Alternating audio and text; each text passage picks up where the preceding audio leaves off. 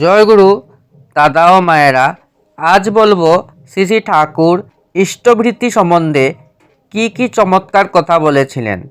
শ্রী শ্রী ঠাকুর বলেছিলেন ইষ্টভৃতিটা ঠিকমতো করতে হয়, এতে অনেক কিছু কেটে যায়। শ্রী শ্রী ঠাকুর আরও বলেছিলেন ইষ্টভৃতি যার যেমন ক্ষমতা তেমনভাবে যদি করি তা আমার জীবন বেঁধে রাখবে, আপদ বিপদের মধ্যে দিয়ে বাঁচিয়ে নিয়ে চলবে। শ্রী শ্রী ঠাকুর আবারও বলেছেন যে নৌকা যেমন গুণে টেনে নিয়ে যায়, ইষ্টভৃতিও তেমনি মানুষকে টেনে নিয়ে যায়। একটা সুকেন্দ্রিক ধান্দা লেগে থাকে, ওতেই মানুষ ঠিক থাকে। অবশ্য চাঁদার মতো করে করলে হয় না, মাথায় একটা চাপ লেগে থাকা চাই, আর সব কিছুর মধ্যে দিয়ে তাকে উপচয়ী করার বুদ্ধি চাই, তাহলেই মানুষ উপচয়ী হয়। নিজে উপচয়ী হওয়ার বুদ্ধি থাকলে ওই প্রবৃত্তিটাই বড় হয়, প্রত্যাশা বিদূর হয়ে থাকে, তাতে মানুষের নিয়ন্ত্রণও হয় না, বিকাশও হয় না, তাই উপচয়ী হয়ে ওঠে না। শ্রী শ্রী ঠাকুর আবারও বলেছেন যে আমাদের যোগ্যতা বাড়িয়ে সুখে থেকে যদি দেই সেই উনার ভালো লাগবে, পেটের উপর বাণিজ্য করে দিলে উনার ভালো লাগে না।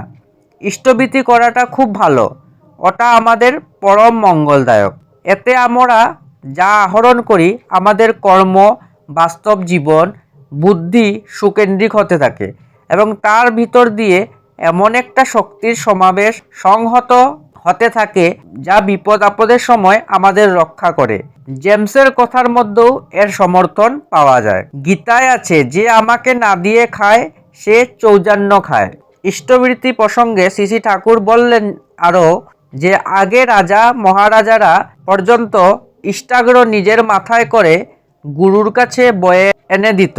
এখানে অন্তত নিজে পোস্ট অফিস পর্যন্ত যাওয়া ভালো অনুকল্পে। গুরু সেবা চাকর বাকর দিয়ে করতে নেই, নিজ হাতে করতে হয়। গঙ্গাধর কবিরাজ ও তার স্ত্রী নিজ হাতে গুরু সেবা করতেন।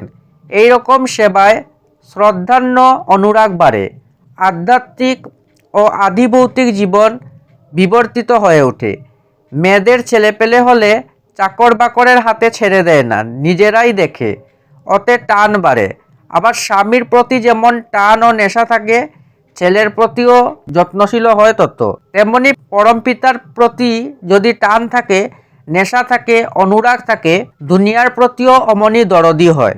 ইষ্টার্থী পূরণের সক্রিয় ধান্দায় যদি পেয়ে বসে, তার ভিতর দিয়ে গ্রহদোষও কেটে যায়, কারণ গ্রহ আর তেমন প্রভাবিত করতে পারে না। সেই জন্য অনেকের উপর অনেক সময় বিশেষ বিশেষ চাপ দিই, তখন ওই ব্যাপারটা সমাধান না করা পর্যন্ত মনের মধ্যে সাধারণত ওই চিন্তা ও চেষ্টা লেগেই থাকে।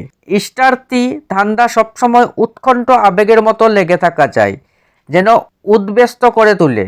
তার ফলে উদ্দীপনী আকুতি হয়, মস্তিষ্ক খুব সক্রিয় হয়ে ওঠে। ইষ্টভৃতি ওইভাবে না করলে ফল হয় না। রোজ করব, আরও করব, এই আকুল আগ্রহের ভিতর দিয়ে বুদ্ধিবৃত্তি ও কর্মবৃত্তি বেড়ে যায় এবং ইষ্টার্থে নিয়ন্ত্রিত হয়ে ওঠে। শ্রী শ্রী ঠাকুর ইষ্টভৃতি সম্বন্ধে একটি সুন্দর বাণী বলেছিলেন। অরুণুষার আগেই করিস রাত্রিসজ্জার সকল ত্যাগ, ওই রাগেরই অনুরাগে করিস ইষ্টভৃতির যাগ। আলোচনা প্রসঙ্গ 20 খণ্ড থেকে সংগ্রহ করা হয়েছে। জয় গুরু।